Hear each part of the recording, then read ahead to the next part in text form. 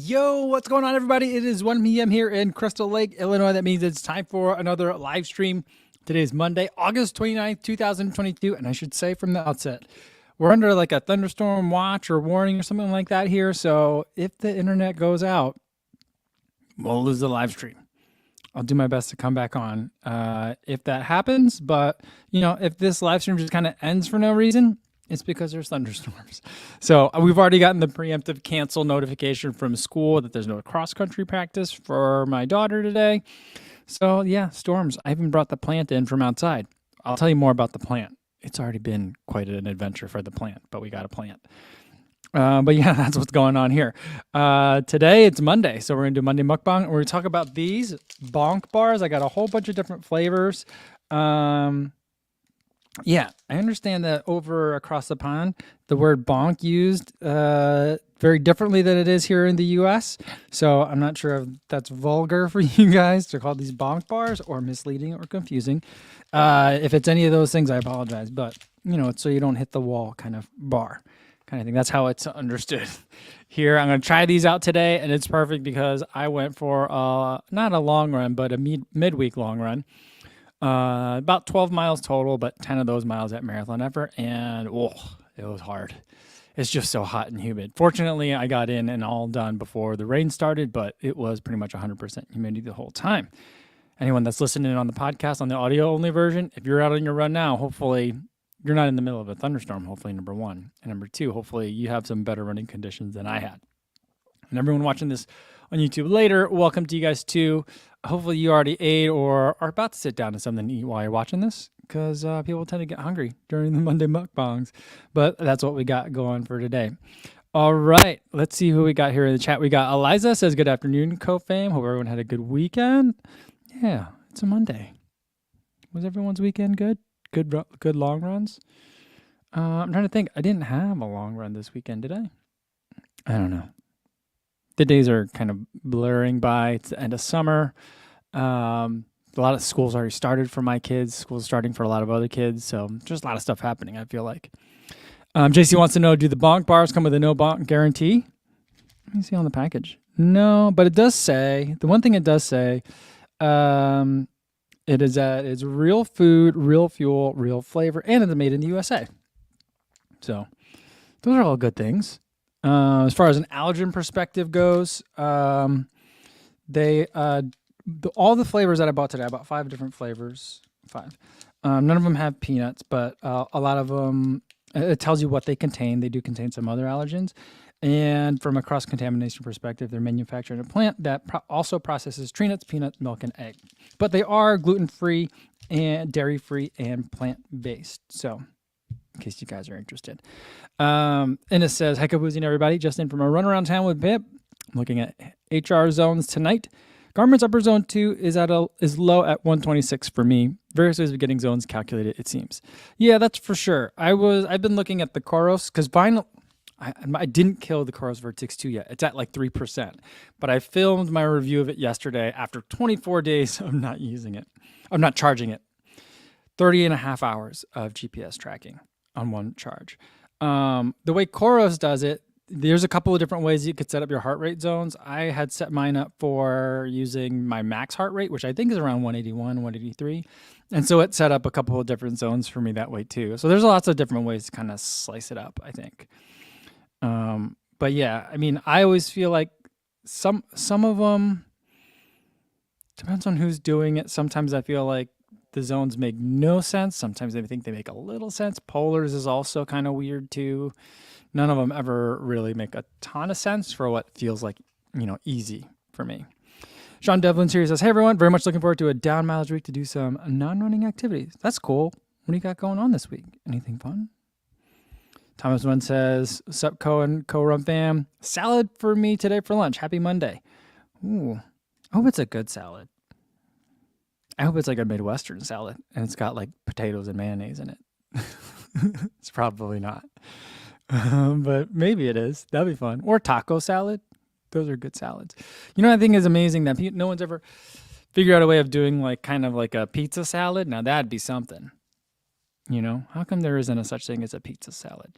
Yesterday, I went down a weird internet rabbit hole started looking at like solo stoves. Has anyone have those? I started looking at some solo stoves, and I'm always excited when there's a product that I don't know anything about, because then I go on YouTube from the perspective of someone that's like, maybe I can find a product review, and I try to figure out like what's this sub niche of YouTube like the outdoor camping or like the campfire fire pit YouTube.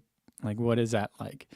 So that was a fun little rabbit hole. And then I started out there first though with the pizza ovens, Uni. I don't remember what it's called. They're like gas powered little pizza ovens. Because I was like, I keep getting Instagram ads for that, and I'm very susceptible to Instagram ads. And then I went down this solo stove, like little side foray. Yeah. And then I just been thinking a lot about pizza lately, which I always do. But one of the thoughts I had was like, how come there hasn't been a way to like incorporate like a pizza salad, kind of like what's the Italian salad that you use like the day old like bread, lots of olive oil in it. You kind of rehydrate the bread. I think there's anchovies in it. What is that salad called? I'm drawing a blank on the name. My brain is in a fog. But imagine something like that, but you're using like pizza crust or pizza dough. Little like buffalo milk, the little balls of mozzarella, maybe some cherry tomatoes, basil, artichoke hearts. I just feel like that'd be a good salad. Make me a pizza salad. Somebody, please. I need it. You can tell I'm hungry. I didn't eat lunch today after my run either because I knew we were going to have Monday Mukbang. So I think what that really means is I need to start eating some of these snacks because I'm just, panzanella. That's what I want. I basically want a panzanella with some extra mozzarella in it. Maybe some artichoke hearts. Something else, maybe like a little bit of like a pickled broccoli. Something with like a little bit of a quick pickle on it. I just think that, I'm on to something. I'm so hungry. I think I'm on something. All right. Sean says the Uni is a pizza oven. Sean Devlin says he's got one and they're great. Cool. Bisham Mom also has one. Yeah. See, I think maybe I need to get one. I don't know. Because I feel like when you get that, it's like, oh, you must really love pizza if you've got like a special device that is dedicated to making pizza. And I'm like, oh, I'm totally at that level of pizza love. So like, if anyone would have one, I feel like people would expect that I have it. Anyway, all right, let's try the first one. I'm gonna just eat these kind of like in order where I got them stacked up. The first one is almond cherry chunk, Bonk bar protein, plant-based protein bars. As far as the numbers go, 8 grams of fat, 230 calories. It's got 180 milligrams of potassium, only 45 milligrams of sodium. I always wish these bars had more salt. I feel like everyone's afraid to put a lot of salt in them. But I'm like, if I'm eating this like after a run, I need to replenish stuff. And salt tastes so delicious after a run. And the carbs are 26 grams of carbs and 13 grams of protein. So 2-to-1, good ratio. Here it is. It looks a little bit like kind of wet and flexible. Nice texture.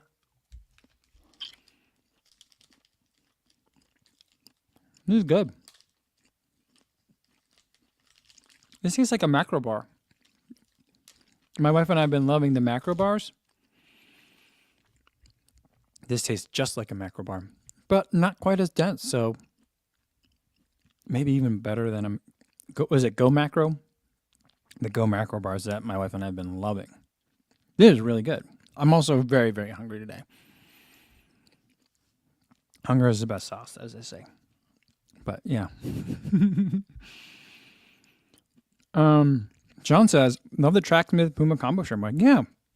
So like I did the unboxing was it last week of some of the Speed City stuff that Tracksmith sent. And the day after I did that, this shirt came as a separate package. So it's a full sleeved shirt. The other one I have is a singlet, I think. Oh no, the other one I have is a sweatshirt. Is a short sleeve sweatshirt. But this one I like has like the combo. It's embroidered in here, so it's really fancy. It feels a little bit luxurious, and it's a comfy Puma tech tee. So I'm enjoying it. Yeah. As far as salt goes, Martha says, I add salt to my scratch fluid mix because I feel the same thing about needing more salt. Maybe they'd rather err on less in case someone has high blood pressure. Yeah, I think, I mean, that makes sense because you could always add salt, I guess, yourself if you wanted to, like Martha's doing. Or I just use it as a really nice excuse to eat potato chips, which I also love, or French fries. This bonk bar is really good. Almond cherry chunk, I wouldn't mind if the cherry chunks were a little bit chunkier because dried cherries are delicious. But there's a decent cherry flavor here. But overall, and there's chocolate on like the picture of it. I'm tasting that as well. So it's good.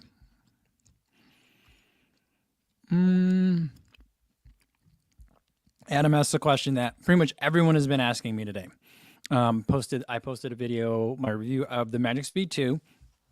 And Adam wants to know, how does the Magic Speed 2 compare to the Endorphin Speed? I'm assuming you'll mean like the Endorphin Speed 3.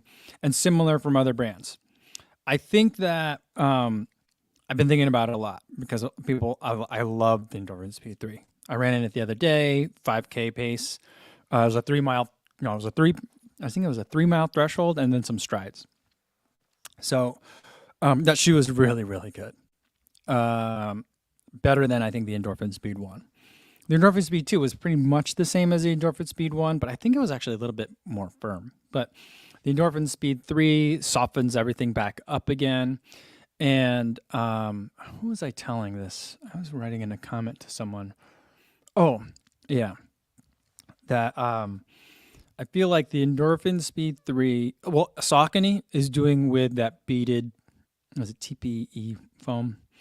That beaded foam that looks kind of like Boost, like the Power Run PB. Saucony is out Adidasing Adidas. So I feel like the Triumph feels like what the Ultra Boost should feel like. And the Endorphin Speed 3 feels like what the Boston should feel like, in my opinion. And so like the Endorphin Speed 3 is really nice, but it is very squishy, which also I appreciate. But because of that, I think more people will use it as a speed day shoe.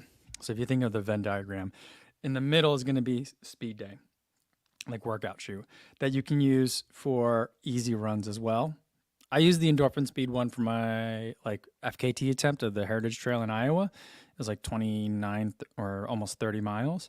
So I feel like those kinds of efforts where the Endorphin Speed really like excels, long runs where you want to keep moving a little bit, and also up to workouts.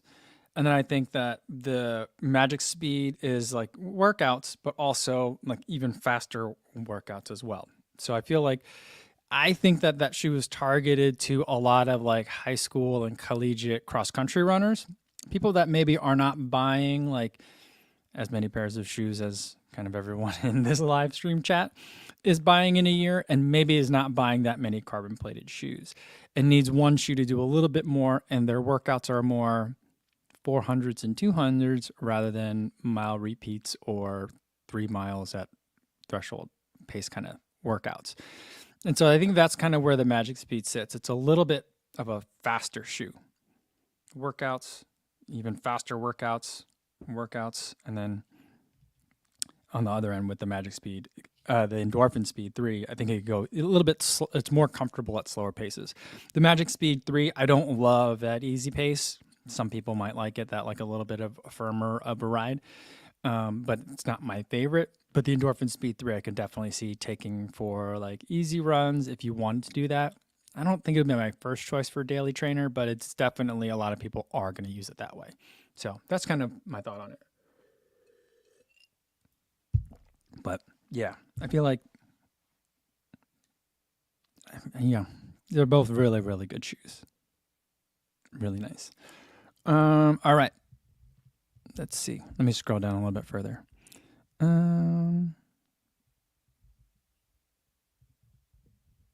Martha says, I got confirmation from a person at Saucony that the outsole rubber in the Endorphin Pro 3 is more sticky and more durable than in past versions, as well as the speeds. You know what, though? It does feel like it's different. The Endorphin Pro and Speed foam, outsole rubbers the last couple of years have been very dense, and you need kind of softness. for stickiness. Denseness is durable, but it's not grippy. But I was out there on the bike trail, the bike path. It's blacktop. It had rained pretty hard last night, and there were some leaves on the bike path as well. But I felt like it was pretty slippery out there in the Endorphin Pro 3, which I'm like, this is one of those times which I wish I had a bag full of shoes so I can just do this one spot over and over in all the different shoes to see like how slippery is it. Is it going to be that every shoe feels slippery in this situation, or just this Endorphin Pro 3? So I'm not sure. Oh.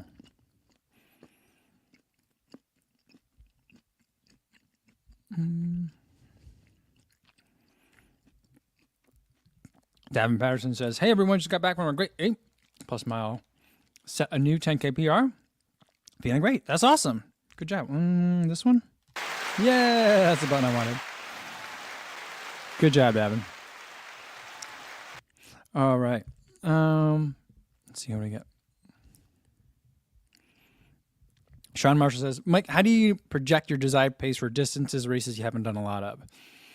I try to find what's similar and just take a little bit of an edge off of that. So like for Falmouth, for example, it's a 7 point, I think I came in at 7.03 and Drew Whitcomb came in at the exact, whatever it was, Drew Whitcomb and I had the exact to the 100th of a mile, same distance.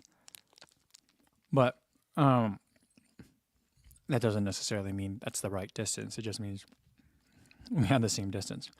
But 7 miles and change. And so that, I was thinking, well, it's a little bit more than a 10K. So it's not quite 10K pace. I have to go a little bit slower. But it's also hot and it's hilly. So I'm thinking, okay, well, it's going to be about threshold pace. The year before, it took me like 46 or 47 minutes, 47:54. So about almost 50 minutes to run it. And like threshold pace, they say one way to think about it is your 40 to 60 minute race pace. So I'm like, okay, so a 7 mile race in hot and hilly conditions, threshold. So I just ran a threshold effort, which I'm very familiar with for the entire time. So that's kind of how I figure it out. So let's say it's like, let's say it's a 10-mile run, which is something I've done several times, but it's not like the most common distance. That is going to be closer to half marathon effort. Or let's say you're doing like a hot chocolate 15K.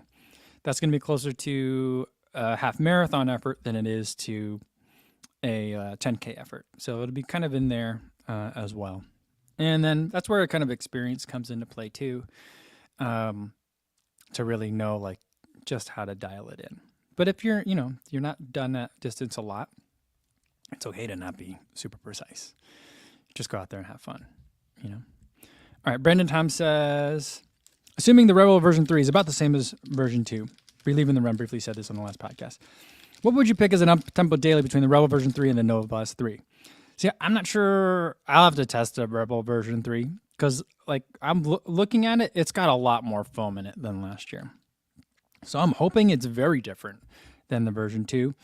So, I mean, it's a weird question because you're asking me to assume something. So I'll say if we're going to do Rebel version 2 versus Nova Blast 3 and you want to know for an up-tempo daily, then I think it would depend on kind of like what your preferences are. I feel like the Rebel version 2 bottomed out on me quite a bit. So I didn't like it for longer distances. So anything over like, say like 10K, I would think that I would probably reach for something else. Unless it were some sort of a workout. Even then, like I still have the Rebel 2, but it just sits in the closet because I don't like ever feel like I want to bust it out. I mean, right now I'm doing 5K training, and when I was on the track a lot, that would actually be a really great track shoe for me because I like thicker stack height and a lot more cushion. And so like the relative low cushion, I mean, it's a higher stack height for a daily trainer, but because that foam compresses so much, it feels like a lower stack height shoe to use a shorthand. And so that's why like they would depend on what distances you're running. I think that's where it would come down to. Sorry. This cable. I think I need new cables. All right.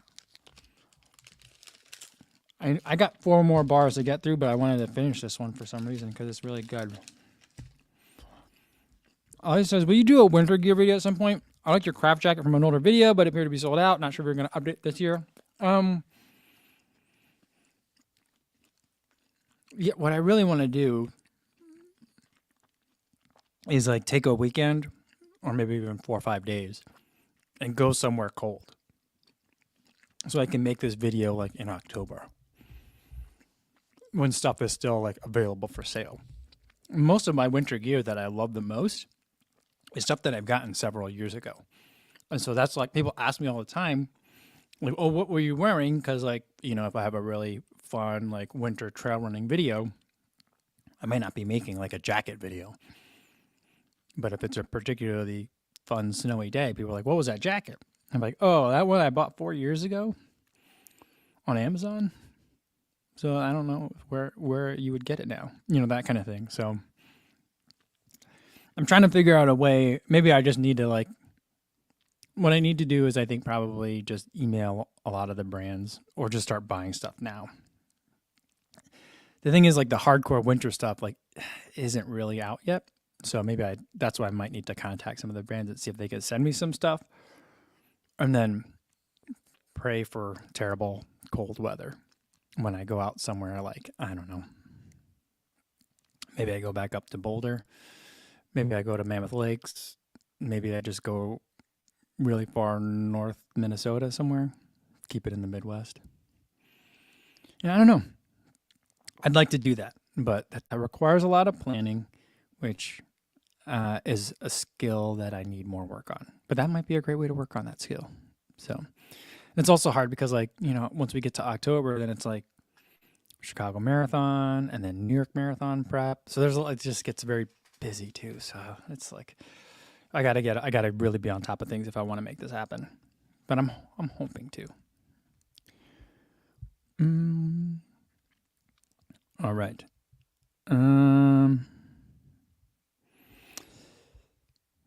Zosio. I'm trying to figure out. Zio says, hi, Mike. Can't wait for your take on the Puma Tracksmith Deviate Nitro Elite. Yeah, you know, I haven't run in the Nitro Elite yet.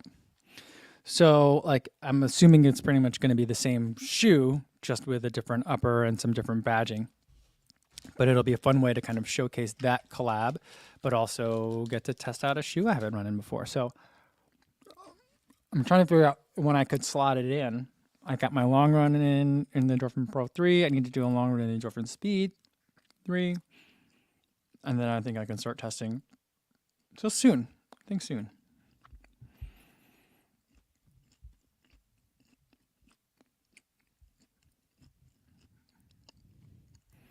AJ says, I had my first 40-mile run week since last year. Awesome.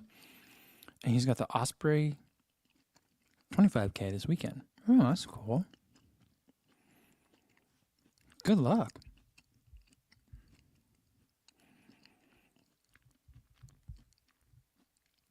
Melvin Umang, what's up? He says, yo, what's going on, Co? With a wave emoji, he says, I slept in a ton this morning. Did an 18.6 mile long run yesterday, 8:14 per mile overall, with 3 times 6K at marathon pace. Just about to hop onto the tread for recovery. 6 weeks out from Chicago. Awesome. He's got the, I don't know what you call that emoji. The one where they just like kind of like bares the teeth, like the eep emoji. And then fingers crossed. All right. We're coming up. I mean, we're coming up so fast on Chicago. It's really wild. It just kind of snuck up on me this year. Here's one thing, though, that I've been thinking about today. I tried to do 10 miles at marathon effort, but I wanted to keep it not so much on perceived effort, but more on heart rate. I just didn't want my heart rate to go all crazy today. And so I I managed to get about like 6 miles in, and I think my body just overheated. I brought a lot of water. I brought the hydration vest, and I had brought 32 ounces of Gatorade Endurance, and I had 2 gels for what was going to be a total of a 12-mile run. But I just think it got too hot to be able to continue doing marathon effort. So like at like 6.5 miles, my heart rate just spiked. And so then I was thinking about it. That's what made me think. And I was like, it's, it was 75 degrees, but like 100% humidity. Lots of places are hotter. Lots of places are more humid. And people train for marathon in those environments. And I was thinking particularly about like an interview I listened to with Kira D'Amato, and then thinking about the interview that I did with Dakota Lindworm. Kira D'Amato likes to do a lot of track works, 400s and 200 repeats. And she says her body responds really well to that. Dakota is more of a Jack Daniels runner, where she does some track work, but she does a lot of like threshold mile repeats, which I also like. And I was thinking like, I wonder if that's very largely climate dependent, because I think Kira D'Amato grew up in the mid-Atlantic, like in the Virginia area, right? I think that's where she's from originally as well. Maybe I'm wrong on that. But either way, she's training in that temperature now. And like training through that in the summer, it's going to be really hard to do quality threshold repeats, like mile repeats. Not that she doesn't do them, but it's much more difficult to do them well and consistently because of the weather. But I'm thinking in the Midwest, it may be easier to do that throughout the bulk of like the summer running months. So I wonder if there's like, I know people's physiology is different. Different people respond to different things. But I wonder if a lot of that is also dependent on the, what is it called? The temperature and the humidity that they're in. I don't know. All right. Someone asked me, Rainrunner says, what's going on, Rainrunner says, when's the Endo Pro review coming out, Kavuzi? Enjoyed the Magic Speed video today. Well, thanks for watching. I think that one's going to be, so I just did the last testing that I'm going to need to do for it today. Because I've had 2 runs in it. One, I did kind of like my marathon, like carbon plated racer test, where there's marathon miles, threshold, 5K, and strides. Now I did like a longer continuous marathon effort. So within the next week, I think the next video to come out is going to be the Vertex 2, and then probably right after that. So maybe within half a week. So soon. Looks like we got FOD runner in here. What's going on, Andy? Good to see you. Hope you're doing well. Andy just had podiumed at that bridge half marathon. Good job, Andy. Andy and I were talking about the Endorphin Pro 3. He messaged me about it. I put a quick reel about it up there today, and Andy messaged me. He's a big fan of the shoe as well. But it's good. Frank wants to know if the Alphafly 2s are still coming, right? Yeah, I was thinking about that today as well. Like at some point, I'm going to have to order that shoe. I'm not super excited about it. I really like the Alphafly 1. I thought it was a great shoe. But like everyone that loved the Alphafly 1 is not loving the Alphafly 2, it seems. So I'm like, I don't know if I'm going to like that. So like, it makes it hard. But I'll try to keep an open mind. I'm just waiting for a not disgusting color. I don't like the white one with the Volt on the bottom. I think that one looks gross. And then the all orange one looks gross. So I'm going to wait. Maybe there'll be an Ekiden pack that I'll like. I don't know. We'll see. Or maybe just a simple black and white version. Or I like the all white version, but I don't think that one's available anywhere.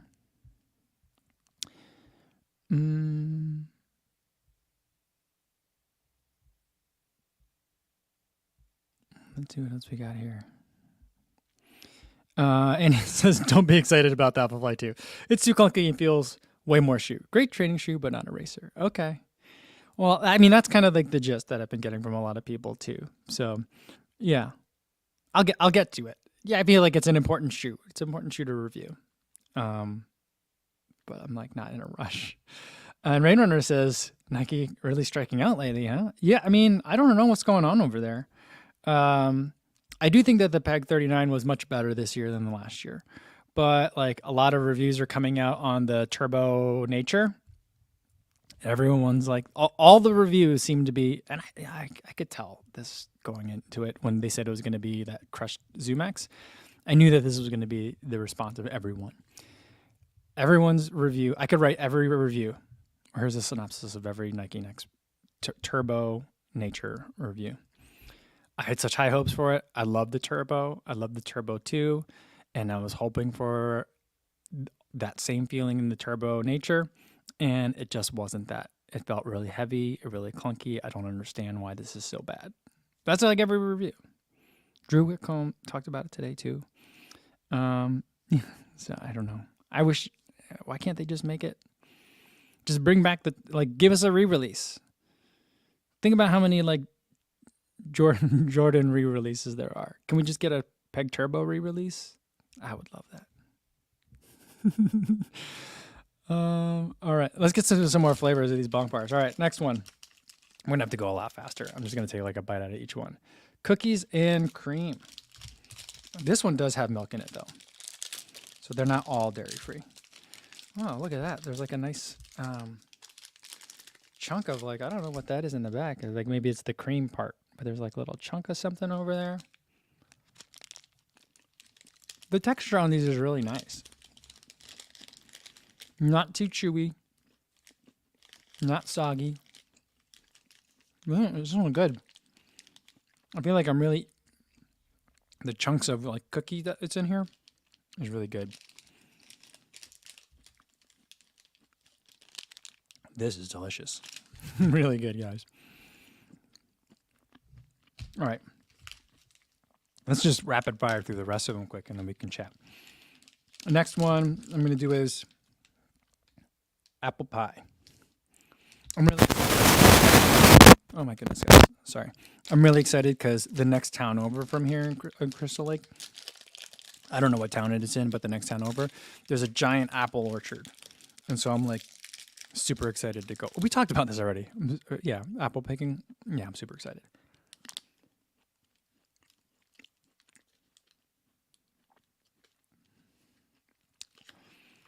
This apple pie bar, not as good. I think I probably needed to cleanse the palate a little bit after the cookies and cream, but it's about a lot drier of a consistency. Maybe more of a crumble.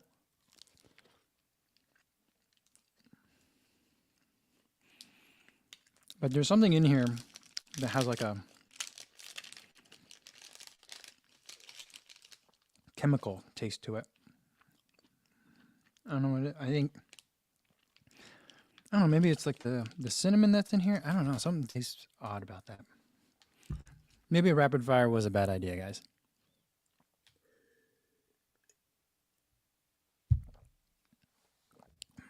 I am half Adrian wants to know, hey, go for a 30K, what would be the appropriate taper time? If it's your A race, if it's an A race, you're shooting for a PR and you've been training for this, I would probably, or you're going to train for that race to be your PR. I'd probably give about 2 weeks. Or 13 days, still do a long hard run, the last week before, and then 13 days, 10 days out, I would probably still do a mini workout. Maybe even 7 days out, I would do a mini workout. And then ultra mini workouts 4 days out. It's going to be pretty similar to a marathon, I think. I think it's going to be more similar to a marathon than it is going to be a half marathon. Sean says, Mike, you said you need new cables, but I first tried deoxit spray or something similar to the inputs. Okay, I'll have to Google that. But I'll look at some deoxit spray. Okay. Every time I touch the cables, they just start freaking out,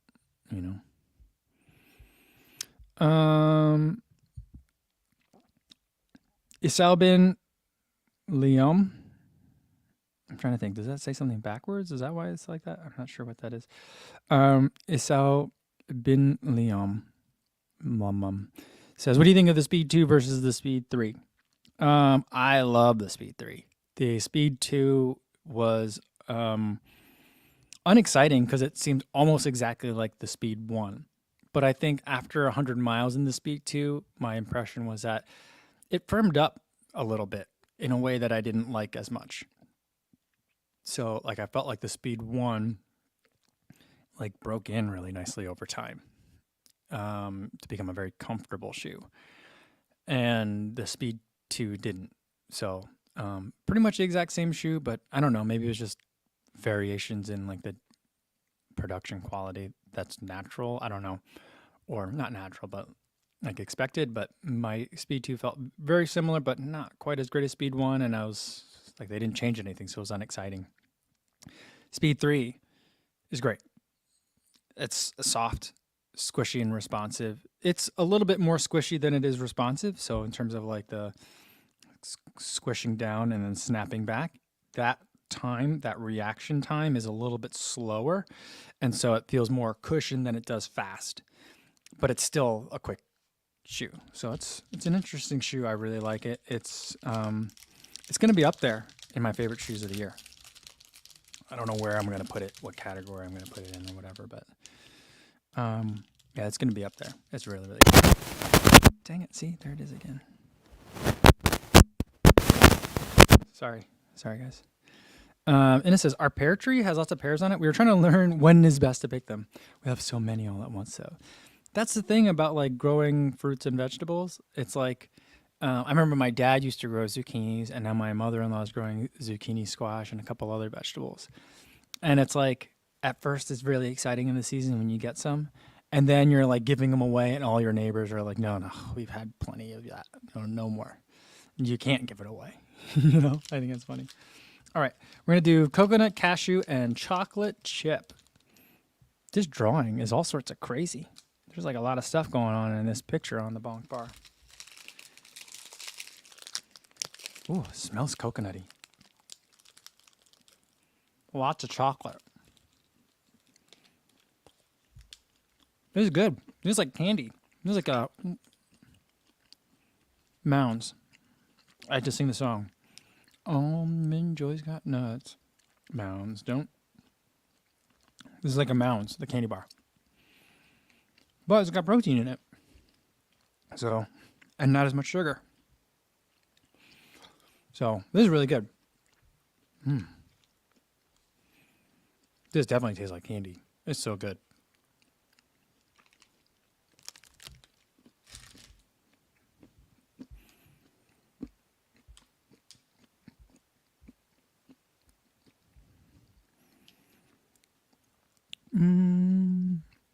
Calvin Wong says, might be a hot take, but just from one run, I can say the More V4 is going to be the best max cushion shoe of 2022. That's kind of what, in my mind, that's where I'm putting it, because I like the More version 3 so much. And so far, I haven't really encountered anything that's going to take it over.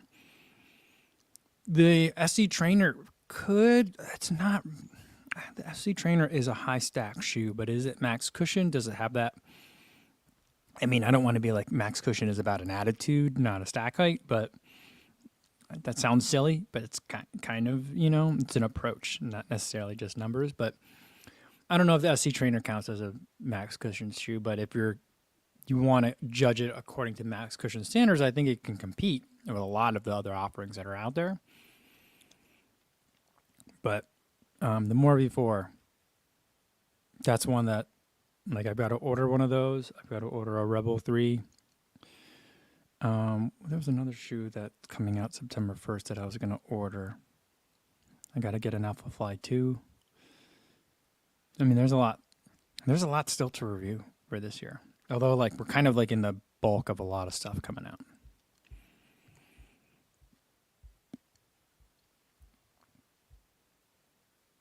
Adam says he doesn't like coconut. Or is that a quote? He says, me no like coconut. I'm trying to think. Sean Marshall says, trying to find my PR results from a race in 2009. Having trouble. Any recommendations on finding results for a race so old, that old?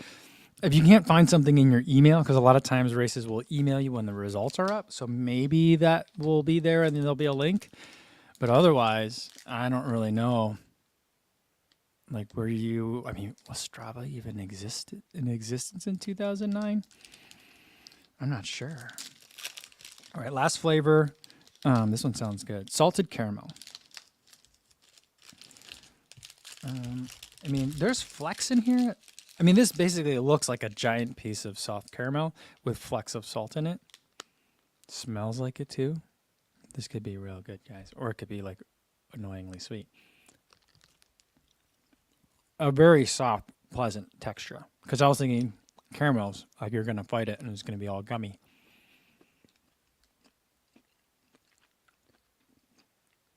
There's crunchy bits in here. What is that?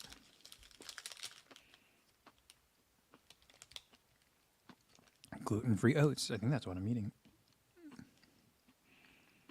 Or is it says organic toffees in here. Is that crunchy bits organic toffee? I can't tell. But it is an interesting crunch, and I keep thinking that's going to be a salt crystal. My palate gets ready for like a punch of salt. But it's just sweet, so I think it might be little bits of toffee. This is sweet. It's very sweet. It might be too sweet for me. And it's called salted caramel. There's only 45 milligrams of salt in it. Less than the apple pie. I feel like they could have gone crazy on the salt on this one.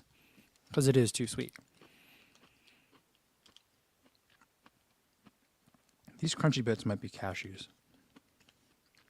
But it's cashew butter. I don't know. Either way, if you like sweet, go with the cookies and cream or the salted caramel. But my favorite is the cookies and cream or the coconut cashew and chocolate chip. Because it tastes like a candy bar. Really good. Ooh, yeah.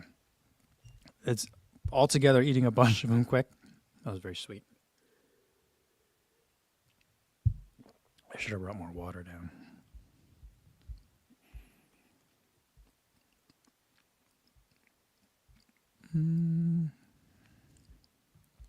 Rob DeGennaro says, "Co, you should try the field bars from BPN. They're pretty tasty." All right, I don't think I've ever had a BPN product before. So, field bars? All right. I need Oxit spray and field bars from BPN. I keep saying that I'm going to bring like a piece of paper down to write stuff on, but I always forget. All right. Field bars. I'll put that in. I've got a couple more things in that box. I ordered a bunch of stuff from that place that I like to order stuff online from. So I've got a couple more weeks of mukbang material, but then I'll add field bars to the list so that way I constantly have stuff to eat. Gavin said, "Just some interesting info. Coconut isn't a nut. It's a drupe." I can't tell if it's a dad joke or an actual fact. Because I thought they were considered tree nuts. I'm not sure. Interesting. Scott says, "The Triumph is not a good long hot day shoe." That's true. That's a hot upper. Very hot. My feet were soaking wet today by the end of my run, but I don't think it had anything to do with the Endorphin Pro 3 that I was running. I think it was just that it was so humid. I wrung my shirt out, of the sweat afterwards. And it's just like, goodness, so much gross sweat. Everything was soaking wet. All right.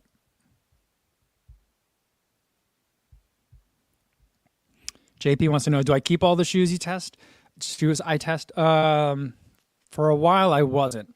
Because we just recently moved to the suburbs. But before, when we lived in the condo in the city, we didn't have a lot of space. So basically, as soon as I got to 100 miles in a shoe, I would donate it to charity.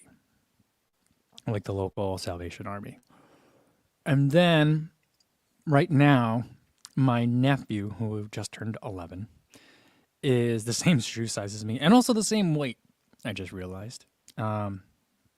He's big for his age. And he just started playing football. I think he's pretty good. But so I've been giving him all my shoes, which he's been enjoying. Because his mom, my sister-in-law, has been telling me like he'll just go down to the giant bag of shoes and pick a different pair to wear every day. And just rotates through them all. But I think that pretty soon he's gonna outsize me. So like my shoes won't fit him anymore. And now I have more space. So I'm thinking that I might make a shoe wall of some sort and keep some of the shoes that I really enjoyed. and kind of keep a collection. But the rest of them I'll probably still donate to charity.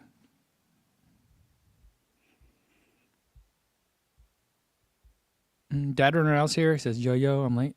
Good to see you, though. Good to see you. Alejandro Cotilla says, have you ever run in Vivo barefoot shoes or similar? I'm trying to improve my running form, and maybe those will force me over time. I have not. I just listened to the Drop podcast yesterday where they talked to Tony Post, who had a big hand in bringing the Vibram 5 fingers to market. Yeah, so I was thinking about him again yesterday. That just seems a little bit weird for me. I'm glad that I was on a little bit of a running hiatus. I ran my first marathon in 2010, and then I went on a very long runner's hiatus. And I'm glad that in that hiatus time, that's when the barefoot and minimalist movement kind of swept the nation. So I was able to dodge that bullet. I've never tried them, and they're not that interesting to me. I think that if you're interested in improving your running form, I don't think that's a bad idea to do something more minimal, but I think that it requires a little bit more deliberateness. Even listening to the Tony Post interview on the Drop, he was saying that the Vivo Barefoot was never intended to be an ultra runner's shoe or a marathoner's shoe. It was intended to be used as kind of a correctional tool or a recovery tool for very short recovery runs. So that way you can give your feet that sensation of, how it's hitting the ground and making sure everything's moving and developing in the right ways. So with moderation and with deliberateness. And so I think that's fine if you want to use it that way. I think that may help your feet, not necessarily your form, but I guess they are related. I think that if you're really concerned about your running form, I think there's two things that you could do. Number one, just run more. I think that as you become more fit, your form naturally improves itself. Your body is really good. The human body is really good at maximizing its efficiency as it moves through space, given your current level of fitness and strength. As your fitness and strength improve, it will change its own running form and your gait. That'll kind of change itself. The other thing you can do is do running drills right before you do your runs. So if you're really concerned about that. So think about things like high knees, butt kicks, toy soldiers, A skips, B skips, that kind of thing. Those things are all supposed to mimic either technique or timing of your body. And so to have that as overemphasize technique drills, then going into your run. People like to do the drills after the run. I think that's a waste of time. Do it the other way. Do the drills and then the run. That I think will help with your form. The only time I really do drills is before a track session, but I'll do the warm up first, then the drills, then the repetitions on the track. So that's kind of how I see it, So that's the one thing that you could do. And it doesn't matter as much what shoe you're doing them in. I'm sure on the fringes of extremes it matters, but for the most part, I don't think it's going to matter too much. I think.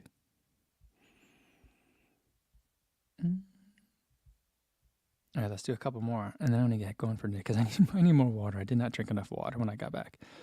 Scott Stroll says, I enjoy the hammer bars. Write that down too. I'm trying to think. Have we tried the hammer bars? I've had a bunch of hammer products on the show before, but I'm not sure. So maybe I'll just add it because I don't remember. I feel like if I don't remember, then you guys probably don't remember either. So maybe I'll put that hammer, whatever it is from BPN, and then the Oxid spray for my cable. So we got it. It's like a memory test. What was that? Camera person, man, elephant, TV. Oh man. Dad also just ordered the piggy bars through the Strava challenge. Martha mentions that. I didn't highlight it in the chat, but I saw her mention something about that. Piggy bars. I like the piggy bars. Piggy bars are good. I just think that I wish, I know it's hard because they got bought by Laird Superfood or whatever. So I know that makes it a little bit more difficult. But I always thought that it was a missed opportunity with Steph Bruce being one of the owners of Picky Bars, that it isn't more allergy aware. you know, or more delineate or safer for people with certain allergies, because she had to deal with a lot of food allergies, I think, in the middle of her pro career when she started having to deal with it. And so I always thought that was odd that it was just like kind of like a regular, at least from the allergen perspective. But, they made the business decisions that they needed to, and it's worked out well so far. But the bars are delicious, I will say.